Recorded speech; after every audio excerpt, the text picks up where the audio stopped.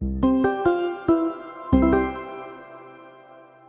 ये तो आप समझ गए कि सैटेलाइट कितनी स्पीड से घूमती है, under root G M upon R plus H. अगर कोई सैटेलाइट अर्थ से एच हाइट ऊपर घूम रही है तो उसकी स्पीड क्या होगी, under root G M upon R plus H. Satellite के गोल घूमने की speed under root G M upon R plus H, इसे ऑर्बिटल स्पीड कहते हैं। हमने लास्ट क्लास में डिराइव भी किया था। अब यहां पर प्रश्न आपसे क्या पूछेगा, यार ये बताओ एक चक्कर अर्थ का लगाने में कितना टाइम लगता है।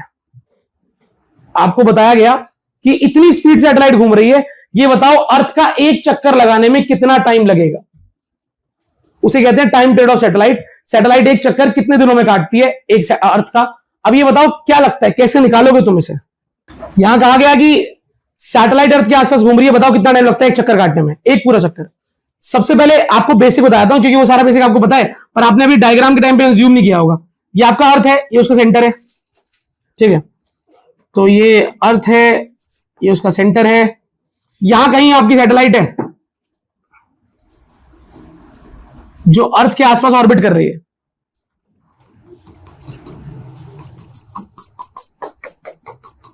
ऐसा कुछ, ये है अर्थ का रेडियस कैपिटल आर, और ये है सैटेलाइट की हाइट।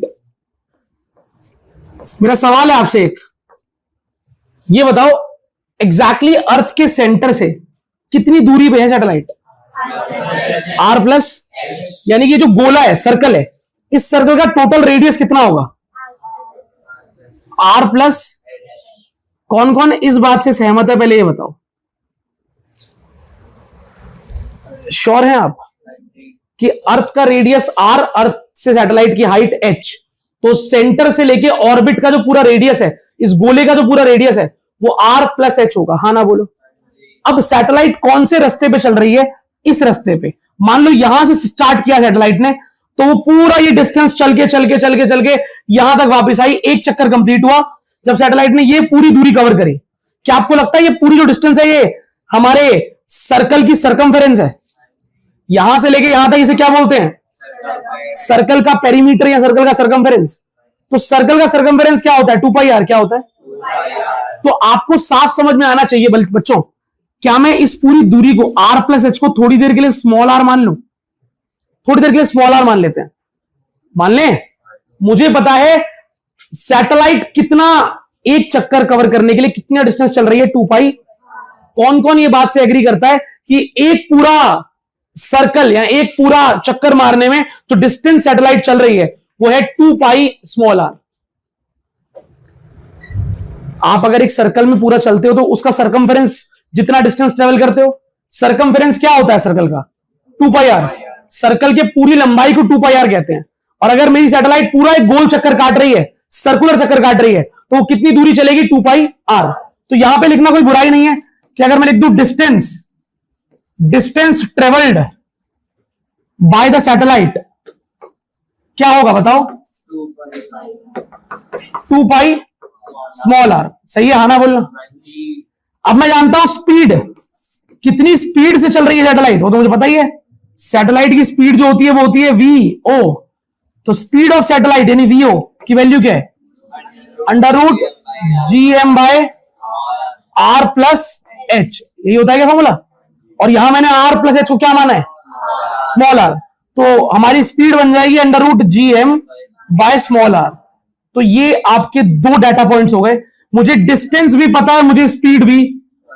तो मेरे को लगा यार टाइम निकालना तो बड़ा आसान होगा, क्योंकि टाइम का फॉर्मूला होता है डिस्टेंस अपॉन स्पीड। तो भाई डिस्टेंस कितना, 2 पाई आर, स्पीड कितनी, under root G M by small R. हाँ ना बोलना। तो ये बताना क्या ये सही है गलत है। ये 2 पाई ऐसे ही रहा, आर भी ऐसे ही रहा। ये under root G M by R जो है, इसको मैं ऐसे लिख सकता हूं, under root G M upon under root R. मैंने आर और जीएम का रूट अलग अलग कर दिया, सही है। अच्छा, आई होप आपको पता हो कि जो डिनोमिनेटर में नीचे होता है वो ऊपर आ जाता है, पता है। तो अगले स्टेप में क्या हो जाएगा, 2 pi are into root are, और नीचे है रूट जीएम। श्योर? तो टाइम पीरियड कुछ कुछ निकल के आ रहा है। क्या आपको पता है कि इस आर को मैं बोलूंगा आर की पावर 1? शायद तुम्हें पता हो, मे भी ना पता हो, कि रूट आर का अर्थ होता है आर की पावर 1/2। ये बात पता है किसी को? ये रूट का मतलब होता है पावर। अच्छा विद्वानों बताना जरा, क्या यहां पर आर इंटू रूट आर हो रखा है? आर इंटू, तो आर इंटू रूट आर। अब मेरी हेल्प करना, क्या मैं इसको अगले स्टेप में लिख सकता हूं आर की पावर 1 इंटू आर की पावर, भाई मैं आर को लिख रहा हूं आर की पावर 1 और रूट आर को लिख रहा हूं आर की पावर, कौन कौन कह रहा है हाँ ये तो समझ में आ रहा है? आर इंटू रूट आर को मैंने ऐसे लिख दिया, चलेगा? और एक रूल था बचपन में मल्टीप्लीकेशन का, बेस सेम पावर ऐड, सुना था कभी कि बेस सेम होता है तो पावर? तो बेस सेम है क्या? क्या बेस है? आर। पावर क्या हो जाएगी? 1 प्लस 1/2। अब एलसीएम लेके जब सॉल्व करेंगे आप, तो 1 प्लस 1/2 में जब एलसीएम लेंगे तो एलसीएम आएगा 2। 2 प्लस 1 क्या बन जाएगा? 3/2। अब आई डोंट नो तुम्हें समझ में आया कि नहीं आया? आ गया कि R into root R, R into बन जाएगा आर की पावर, मुश्किल है? श्योर हो? R into root R, R मतलब आर की पावर 1, रूट आर मतलब आर की पावर 1/2। तो पावर 1 और पावर 1/2 को जब आप मल्टीप्लाई करते हैं तो पावर हो जाती है 1 प्लस 1/2 यानी 3/2। समझ गए? तो अगले, अब मैं ये यहां पर पूरा करके दिखाऊं, आप करो, टाइम वेस्ट होगा यार। सीधा यहां लिखो 2 पाई, ये रहा 2 पाई, नीचे रूट जी एम, बढ़िया। और आर की पावर क्या आएगी? 3/, ये हो गया डेरिवेशन। क्या हो गया?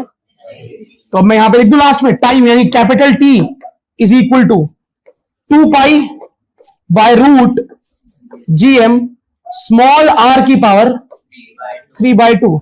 ये रहा आपका टाइम का फॉर्मूला। अरे बच्चों एक गलती है इसमें, स्मॉल आर हमने किसको माना था? तो अगले स्टेप में वापस से लिख तो दो, T is equal to 2 pi by root G M R plus H की पावर। आया कि नहीं आया? इस वाले को इक्वेशन 1 बोलते हैं जहां स्मॉल आर लिखा है, और इसको इक्वेशन 2 बोलते हैं जहां आर प्लस एच लिखा है। आपको समझ में आया मैंने किया क्या? मैंने डिस्टेंस, स्पीड दोनों को किया डिवाइड, आ गया टाइम। बस डिवाइड करते वक्त मैं जानता था यहां भी आर है यहां भी आर है, दोनों आर को एक साथ लाते हैं और फिर आर को एक करते हैं। उसमें थोड़ा दिमाग लगा, और आप में इतना दिमाग है आई नो।